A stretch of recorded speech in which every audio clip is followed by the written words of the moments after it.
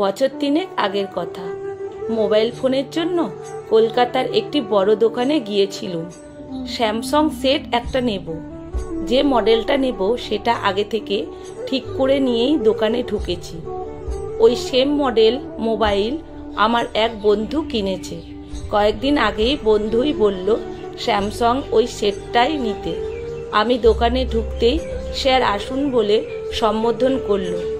কাউন্টারে একদম প্রথম থাকা ছেলেটি কাস্টমারকে স্যার বলে সম্বোধন করাটাও একটা রীতি, তাতে নতুনত্ব কিছুই নেই। যে কোনো দোকানে গেলেই যে কোনো কেউ আজকাল এই স্যার বলে সম্বোধন করে থাকে। দোকানে কর্মচারী বলতে কম বয়সী কিছু ছেলে আর 2জন মাত্র মেয়ে। দোকানে তখন অন্য কোনো কাস্টমার নেই, আমি একাই।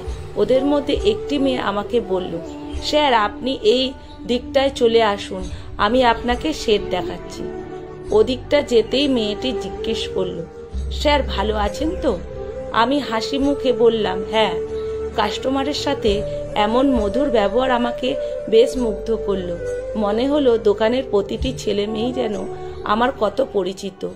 অপর দিক থেকে অন্য একটি ছেলে মেয়েটির নাম ধরে বলল, তিয়াসা, স্যামসাং যেন নতুন মডেল লঞ্চ করেছে, ওটা একটু স্যারকে দেখিয়ে দিও। আমাকে নিয়ে যেন সবাই একটু বেশি আগ্রহী। আমি মনে ভাবলাম, নেব তো একটা সামান্য মোবাইল, তার জন্য এত কিছু। বুঝলাম কাস্টমারকে হাতছাড়া করতে চায় না।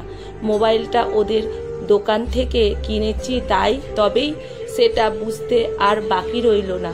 নতুন যে সেটটা লঞ্চ করেছে ওটা দেখতেই আমি বললাম, না না না, আমি এটা নেব না, যে মডেলটা বলেছি ওটাই নেব। স্যার এটা নিতে পারতেন, কারণ এটা আরো ভালো হতো। আমি আমার সিদ্ধান্তে অনড়, তাই যেটা ঠিক করে রেখেছি ওটাই নেব, যতই আমাকে বোঝানো হোক না কেন। বুঝতে পারলাম আমাকে এত স্যার করার আসল কারণটা। আমি আমার পছন্দের মোবাইলটা নিলাম। বিল করার পর ক্যাশ কাউন্টারে যে ছেলেটি বসেছিল জিজ্ঞেস করলো, স্যার ক্যাশে দেবেন না কার্ডে? বললাম ক্যাশেই দেব। পেমেন্ট করতে গিয়ে একটু অবাক হলাম। যা দাম আমি জানতাম তার থেকে আরো 300 টাকা কম নিল। মনে মনে ভাবলাম, বড় দোকান থেকে নিলে লাভটা একটু কমই রাখে, তাই হয়তো কম নিল।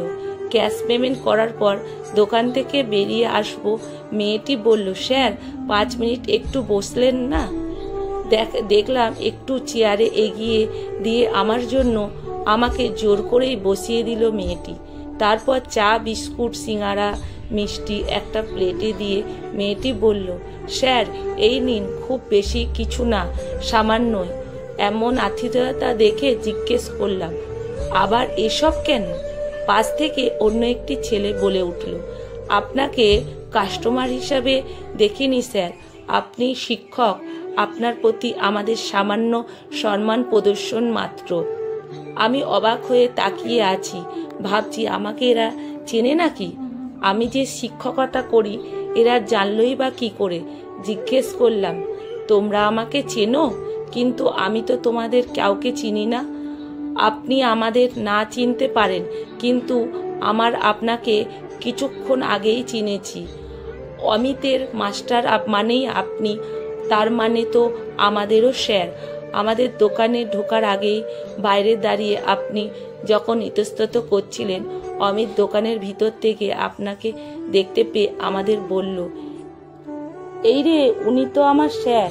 স্যার মনে হচ্ছে মোবাইল কিনতে ঢুকবেন। আপনি ঢুকছেন দেখে ও ভিতরে চলে গেল, বলে গেল, তোরা স্যারকে মোবাইল দেখা, আমি আসছি। অমিত মানে কোন অমিত বলো তো? তারপর দেখি অমিত ভিতর থেকে বেরিয়ে আসছে, স্যার ভালো আছেন বলে। আমাকে প্রণাম করার সঙ্গে সঙ্গে সকলেই প্রণাম করতে থাকলো। অমিতকে এখানে দেখতে পাবো ভাবিনি।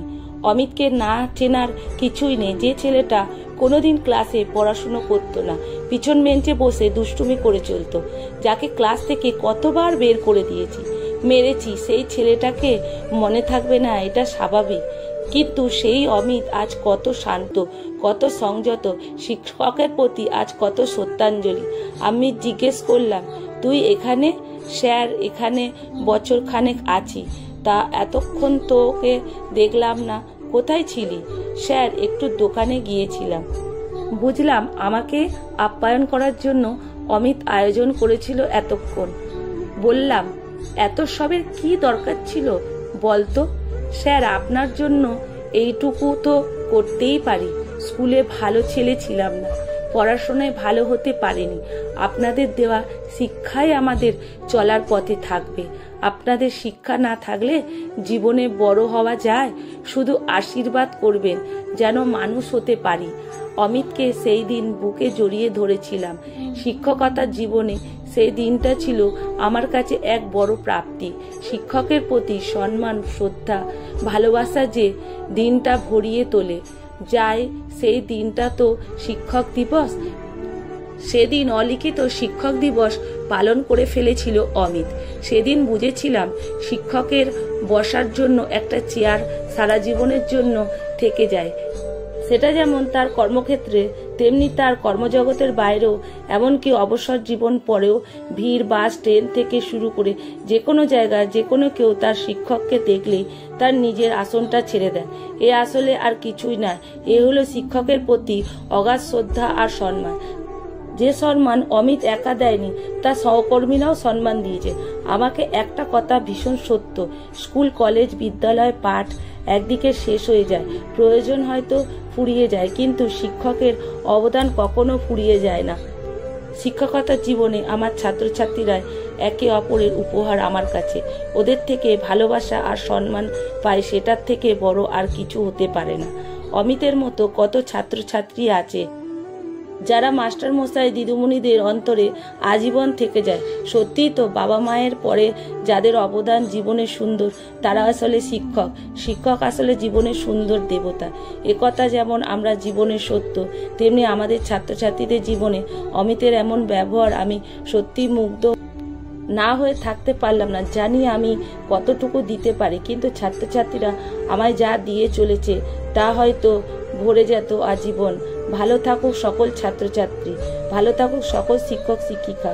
কলমে সরজিৎ ঘোষ, পাঠে অনিতা ভট্টাচার্য।